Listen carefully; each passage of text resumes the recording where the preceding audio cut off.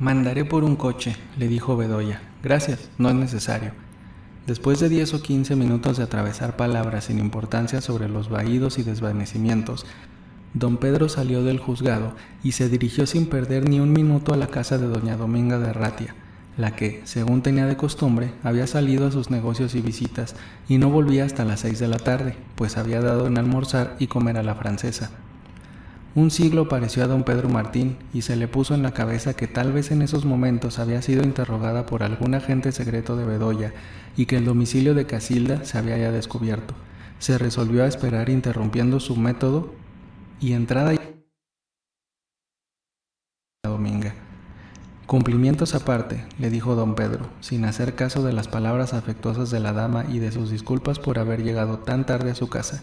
Si aquí o en la calle le preguntan a usted por la criada que tanto recomendó a mis hermanas y con la cual estamos muy contentos, dígales que le dio usted su papel de conocimiento como es de costumbre y como lo merecía por haberse portado bien, pero que ignora usted en qué casa se haya colocado y que más bien cree que se ha marchado a Tulancingo, donde tiene su comercio de rebozos. No hay que salir de eso, por más preguntas que le hagan. Aprenda usted bien la lección y repítala a su marido de usted por si a él le interrogasen. Cuidado con faltar, pues con una palabra indiscreta perjudicaría a usted a una buena mujer. Con mucho sentimiento que interrumpir las buenas relaciones que ha llevado con mi familia y no me encargaría más de sus negocios. Cuando sea tiempo, impondré a usted de la causa que ha motivado que yo le haga esta recomendación.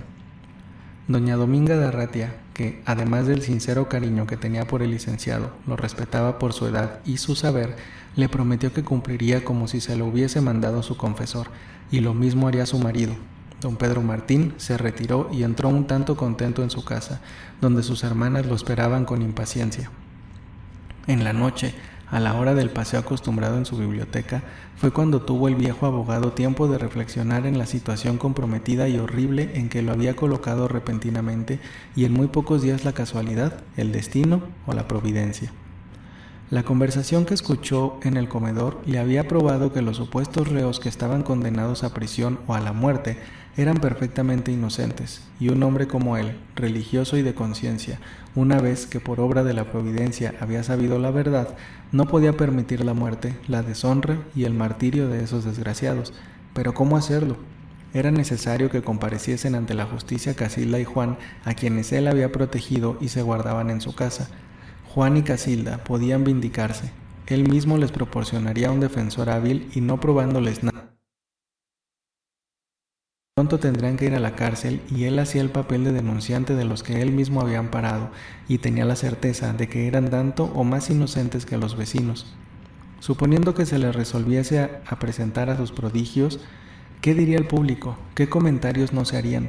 Siendo Casilda tan seductora, ¿qué dirían los maldicientes y la misma prensa ligera, malévola muchas veces, siempre ávida de chismes, de consejas y de escándalos para mantener la curiosidad de los suscriptores y vender números sueltos?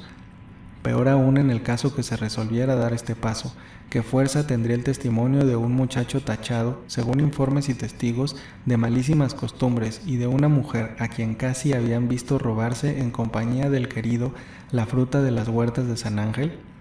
Pepe Villar y el licenciado Bocanegra estaban furiosos todavía y no olvidaban que les hubiesen privado de sus mejores peras y de las ciruelas de España, que con tanto trabajo. ¿Cómo consentir él, que tenía delante esa Venus griega que se había aparecido a la hora del alba entre la inmunda cárcel, a declarar que había sido la querida de un asesino? Solo él, que había escuchado desde el torno del comedor una especie de confesión general, podía atestiguar su inocencia, pues desde que fue arrojada por el desalmado Evaristo, había vivido honestamente de su trabajo. ¿Cómo probar todo esto? ¿Cómo salvar también a ese infortunado muchacho perseguido por la suerte y contra el cual se habían amontonado calumnias y mentiras? Coleta y Prudencia se habían dormido y Casilda y Juan en sus cuartos respectivos, llenos de dudas pero confiados en la bondad de su protector, descansaban también. Solo el viejo licenciado estaba paseando de uno a otro lado de la biblioteca y cuando notó que las velas estaban acabando eran cerca de las 3 de la mañana. Se metió precipitadamente en el lecho a esperar el chocolate que, al dar la primera campanada del alba, le llevaba a su recámara la bellísima y desgraciada Casilda. Número 34. El litigio de los marqueses de Valle Alegre. Imponente y magnífico era el salón de la Alta Corte de Justicia. En el fondo, carmesí con galones de oro, un gran bufete con una carpeta de brocado, un juego tintero y una campanilla de plata, y en el respaldo las armas y un manuscrito original en un marco dorado del acto constitutivo de la República. Alrededor de la mesa, sentados 3 magistrados y el secretario, todos de edad madura, muy graves y serios, algunos ostentando en sus fracs negros la medalla de la primera época de la independencia.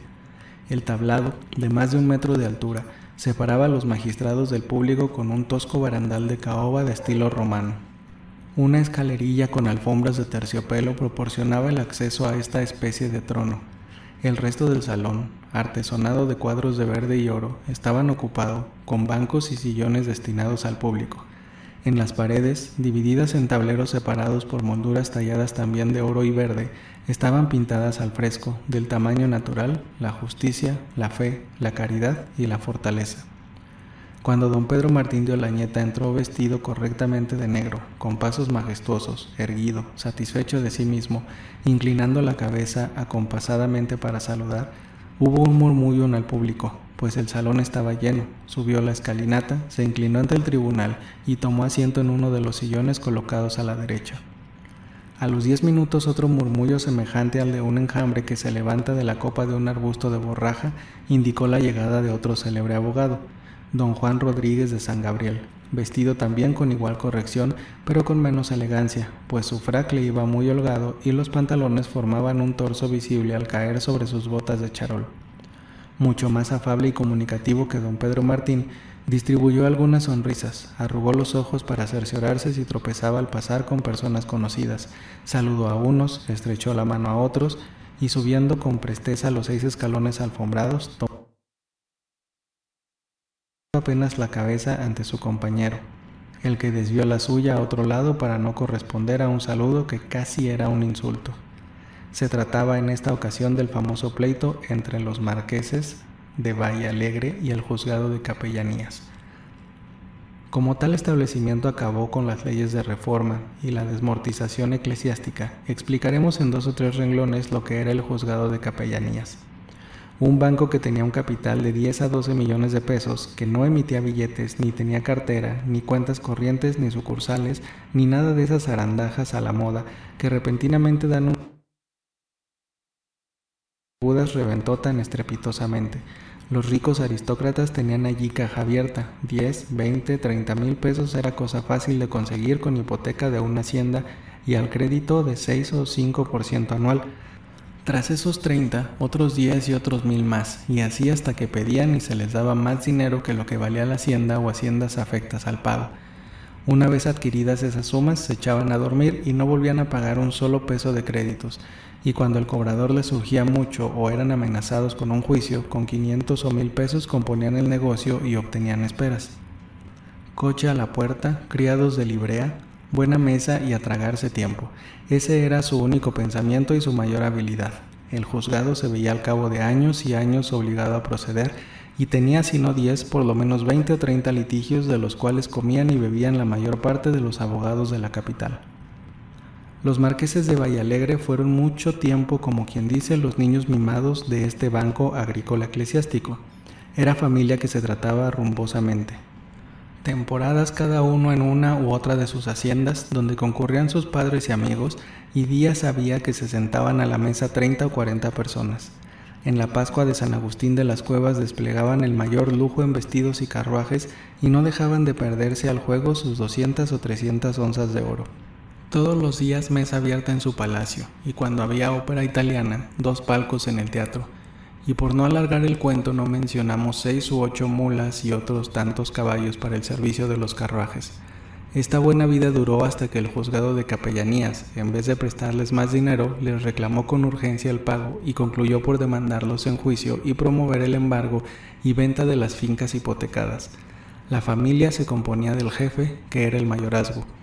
Como una ley desvinculó los mayorazgos disponiendo que el primogénito gozara de la mitad de los bienes, quedando la otra mitad para los demás hermanos, vivían y gastaban en común sin llevar cuentas ni cuidarse de si los bienes daban lo bastante para sostener el lujo y pagar las deudas.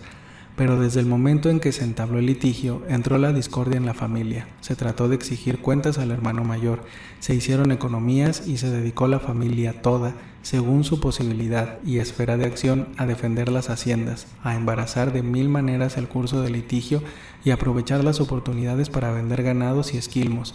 Cuando un abogado iba perdiendo terreno, lo dejaban y se valían de otro, y así recurriendo en años a todo el foro de la capital, y ya por recomendaciones o ya introduciendo en el proceso artículos tan absurdos que no se podían imaginar como los jueces no los desechaban, se tragaron tiempo y más tiempo, pero como no hay deuda que no se pague ni plazo que no se cumpla, llegó por fin el día terrible en que la Alta Corte de Justicia iba a decidir ya sin apelación de la suerte de los marqueses. Entremos un momento al tribunal. El presidente tocó la campanilla y el secretario comenzó a dar lectura a los autos, que eran tan voluminosos como los de la causa del asesino y socios de la calle de Regina. Al cabo de una hora, los abogados, los notarios, los curiales, los pasantes y demás ociosos que por matar el tiempo asistían a los tribunales, dormían profundamente. Algunos, habiéndose acomodado bien en los bancos y sillones, roncaban estrepitosamente, hasta el punto que 2 o 3 veces había tenido que tocar la campanilla el secretario para prevenir al portero que despertara a los dormilones o les recomendase que fuesen a dormir la siesta a su casa. Terminada al fin la lectura, que ninguno oyó, pues los magistrados y defensores también habían inclinado la cabeza y roncado de vez en cuando, el patrono del juzgado de capellanías se puso en pie y comenzó su alegato. Señores magistrados, dijo con voz segura y como persuadido del triunfo que iba a obtener, la lectura de los autos que acabáis de escuchar con tanta marcada atención basta por sí sola para que forméis un juicio exacto del negocio, y si he venido a informar ante un tribunal tan augusto, ha sido solo por cumplir con los preceptos de la ley y porque la parte que defiendo puede plenamente convencida del celo en que la ha patrocinado desde el momento en que me confió la defensa de sus derechos ultrajados de la manera más torpe y más indigna, y cualquiera diría que más que en una república que se dice liberal y que llaman sus pseudodefensores el modelo de los gobiernos, nos encontramos en un país de cafres o de al orden, señor licenciado, dijo el presidente con cierto mal humor y agitando la campanilla. Suplico a los respetables magistrados que me perdonen si en el calor de la improvisación se ha podido deslizar alguna frase, siendo solo mi intención. El presidente hizo un ligero movimiento de cabeza como para significar que está ya satisfecho, supuesta la buena intención del orador, y este continuó. Vais a saber, señores magistrados, si no lo sabéis ya por los autos que se acaban de leer, que se trata del más grande escándalo que pueda registrarse en los anales del foro mexicano. El presidente alargó la mano para tocar otra vez la campanilla, pero una significativa mirada del orador le dio a entender que no era necesario tal rigor. 11 años, señores magistrados, van corridos desde que se decretó la providencia precautoria para asegurar los réditos y el capital que adeudan los señores marqueses de Valle Alegre, y no mentiría si dijese que el negocio está como el día en que comenzó. 11 años, señores magistrados, para un juicio ejecutivo y sin adelantar ni un paso. 11 años de chicanas, 11 años durante los cuales se han introducido artículos improcedentes y contra el tenor y espíritu de las leyes que marcan los procedimientos en los juicios ejecutorios. 11 años, señores magistrados, para lo que hubiesen bastado 11 días, a no ser por la mala fe que ha caracterizado a los diversos patrones de los marqueses de Valle Alegre. No permito a nadie que me acuse de mala fe, dijo don Pedro Martín poniéndose en pie. Al orden, señor San Gabriel, interrumpió el presidente agitando fuertemente la campanilla. Muy lejos estoy de aludir a mi apreciable compañero. Don Pedro Martín inclinó la cabeza, manifestando que quedaba satisfecho, y Rodríguez de San Gabriel continuó. Jamás, respetable sala, he querido que se me crea bajo mi palabra. Por sencillas que sean las cuestiones, mis procedimientos en materia civil son tan ajustadas a las leyes y a las doctrinas que los más célebres jurisconsultos, que no discrepan un ápice y tienen por esta razón una fuerza contundente. Se me permitirá que lea algunos párrafos del informe fiscal de La Habana para probar con cuánta razón he llamado escandaloso un litigio que ha durado 11 años. Nadie había advertido que en el costado de la sala y detrás de los sillones estaba una especie de consola con un reloj de bronce dorado. Esa mesa contenía 10 o 12 volúmenes que desde muy temprano había enviado y mandado colocar allí el licenciado Rodríguez de San Gabriel.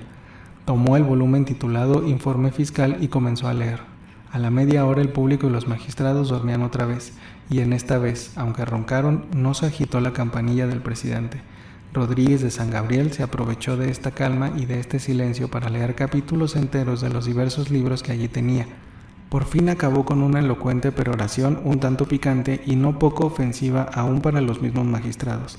Rodríguez de San Gabriel se dejó caer a plomo en el sillón como satisfecho de sí mismo, y don Pedro Martín se levantó entonces erguido y soberbio, y con una voz de trueno que despertó al auditorio dijo: «Señores magistrados, si los argumentos fútiles y las palabras vacías de sentido, que no en vano se dice que se las lleva el viento, fuesen una cosa material que pudiese reducirse a polvo, poco esfuerzo gastaría para reducir el polvo el largo discurso de mi respetable compañero, y tanto polvo resultaría que la sala y los magistrados y el orador quedarían enterrados, sin poder salir en lo que les queda de vida.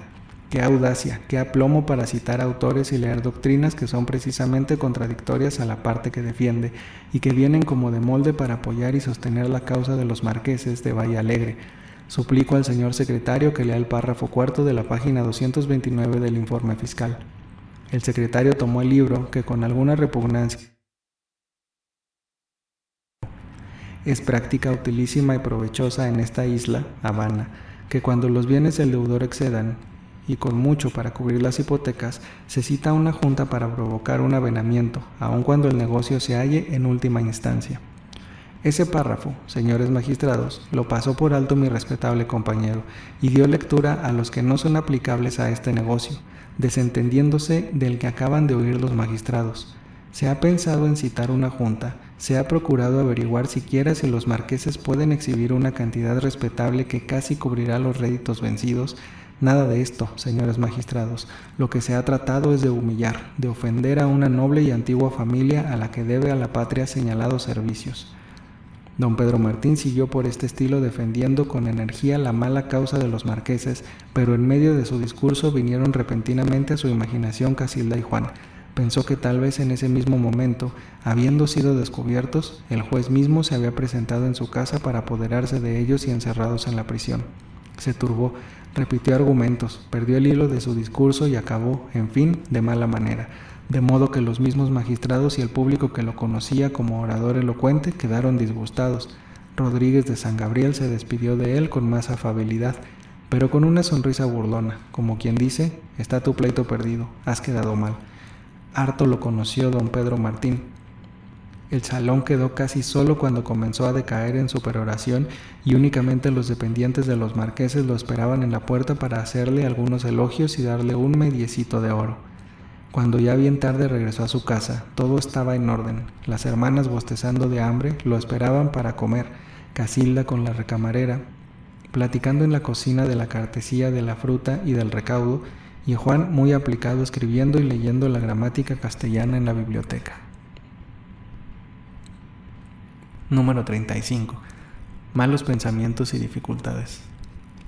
Si cuando don Pedro Martín escuchó en el comedor la interesante conversación de Casilda y Juan, se fijó en las palabras que calificaremos de amorosas, se le escaparon al muchacho, no lo sabremos decir, pero el caso es que pensaba hacía ya una semana en la manera de separarlos, sin que pareciera ese paso violento ni a sus hermanas ni a la misma Casilda, y en su hora de ejercicio habitual en la biblioteca formulaba esta otra cuestión que no acertaba a contestar: ¿tendré celos? Un cuarto de hora dio un paseo tras otro. Un poco desvanecido se detuvo y meditó. Sí, no cabe duda.